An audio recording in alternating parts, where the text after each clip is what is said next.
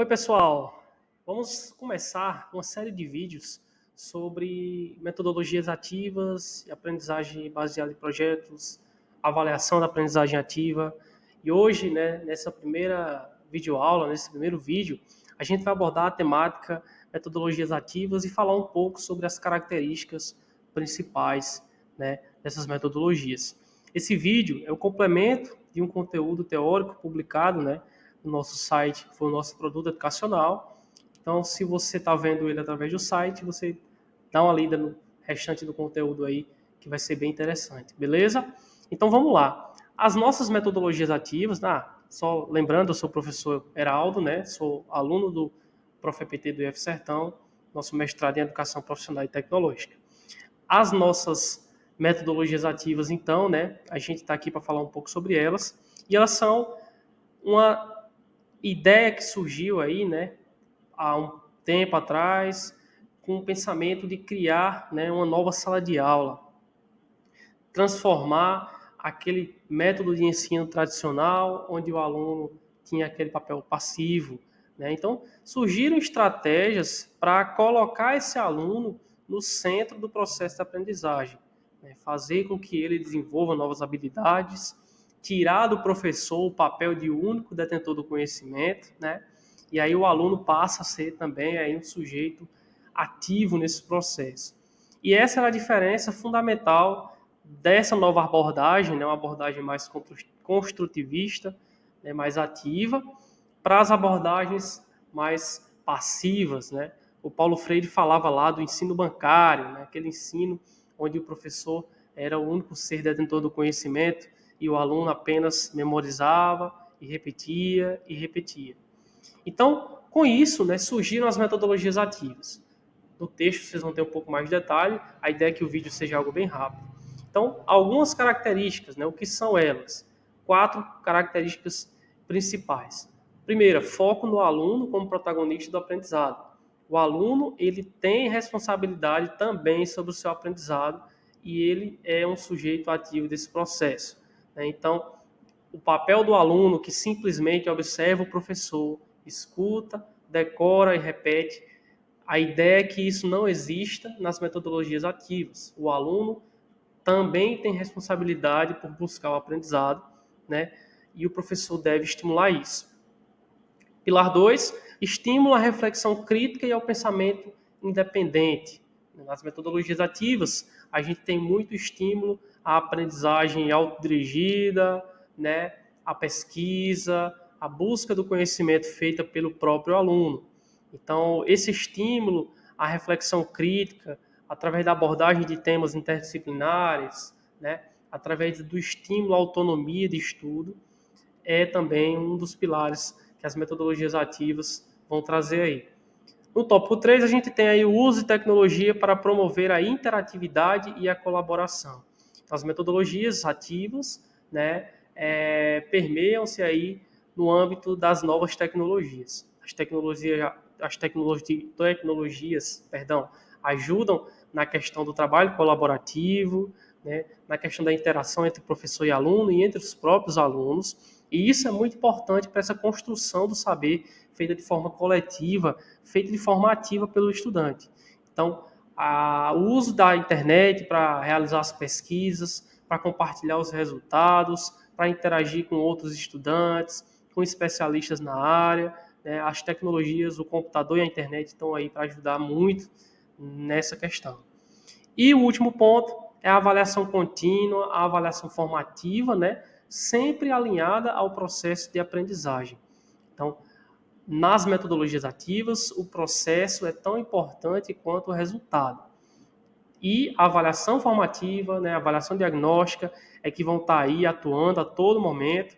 O professor vai estar ali observando, identificando os pontos de melhoria, identificando os erros, e orientando, dando feedback para o aluno para que ele consiga corrigi-los e, dessa forma, reorientar o processo educativo.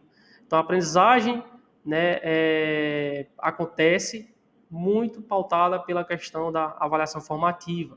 O professor, nesse papel aí de orientador, de mediador, faz uso da avaliação formativa durante todo o processo para poder guiar o aluno, já que a gente está falando muito aqui de autoaprendizado, né, de autonomia. Então, nem sempre o aluno tem essa autonomia de como buscar o próprio aprendizado. E o professor está aí para, através da avaliação, né, proporcionar um melhor caminho para isso. Então, por que usar? Né? A gente viu algumas características. Né? A primeira vantagem, né, a grande vantagem da metodologia ativa, né, a gente tem vários tipos, tem a aprendizagem baseada em problemas, baseada em projetos, né, sala de aula invertida, seminários, rotação por estações, vários tipos. Mas as maiores vantagens delas, né, que incentivam nossos professores a utilizar, são que elas desenvolvem habilidades além do conhecimento técnico, científico, né, que o aluno recebe ali da escola. Então, habilidades como pensamento crítico, reflexivo, criatividade, comunicação, trabalho em grupo, resolução de problemas, né, são habilidades desenvolvidas através do uso das metodologias ativas.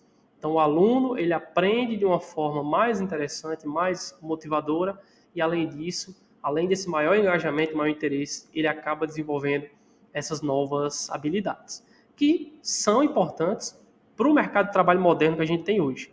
Né? Então, isso tudo gera justamente um maior engajamento, né, e uma maior retenção do conhecimento. Quando o aluno ele aprende na prática, né, que é uma das coisas também que a metodologia ativa preza muito, quando ele aprende fazendo, quando ele aprende tomando a responsabilidade pelo seu aprendizado, ele tende a fixar mais aquele conteúdo, né? Aquele conteúdo passa a ser mais relevante e com certeza ele vai se lembrar daquilo que ele viu depois de 10, 20 anos, né, de formado. Então a ideia é essa.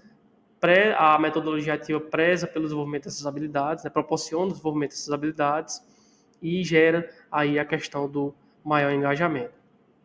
O Moran, né, que é um dos autores, aí, o José Moran, um foco em metodologias ativas, um dos autores mais famosos do Brasil, ele fala que a eficácia da aprendizagem aumenta quando os alunos são motivados internamente, encontra sentido nas atividades propostas, têm suas motivações mais profundas consideradas e participam ativamente de projetos nos quais contribuem e existe um diálogo constante sobre as atividades e sua execução. Então, existe uma linha muito próxima aí, né, das metodologias ativas com a aprendizagem significativa lá que o Alzhubel, né, propôs, né, que é aquela aprendizagem que leva em consideração os conhecimentos prévios do aluno, que leva em consideração que aquele aluno, né, já chega à escola com informações e conhecimentos importantes. E o professor usa disso para propor o conteúdo de forma contextualizada, de forma que faça mais sentido para aquele estudante.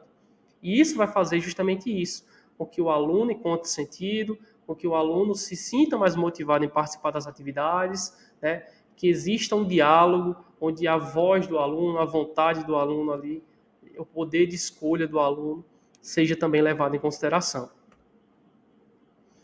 Tudo isso, né, esses métodos ativos estão muito ligados também às novas demandas sociais, né, e profissionais no mercado de trabalho moderno.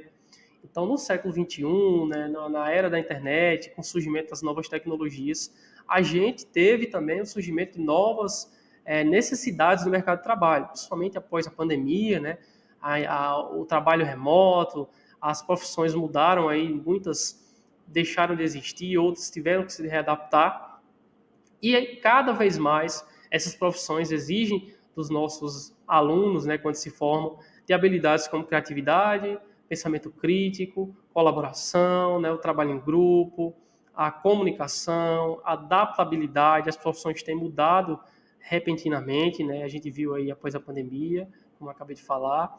Então, é de extrema importância que nós, professores e instituições de ensino, pensemos, né, nessas novas demandas e adaptemos o nosso ensino, os nossos currículos, os nossos cursos, né, para estar atendendo a isso e desenvolvendo nesses alunos essas habilidades tão importantes.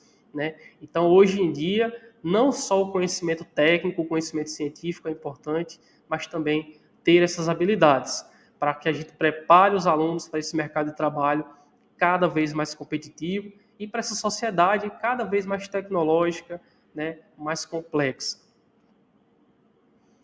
Isso tudo vai exigir, como já falei, uma adaptação, uma renovação da nossa prática docente.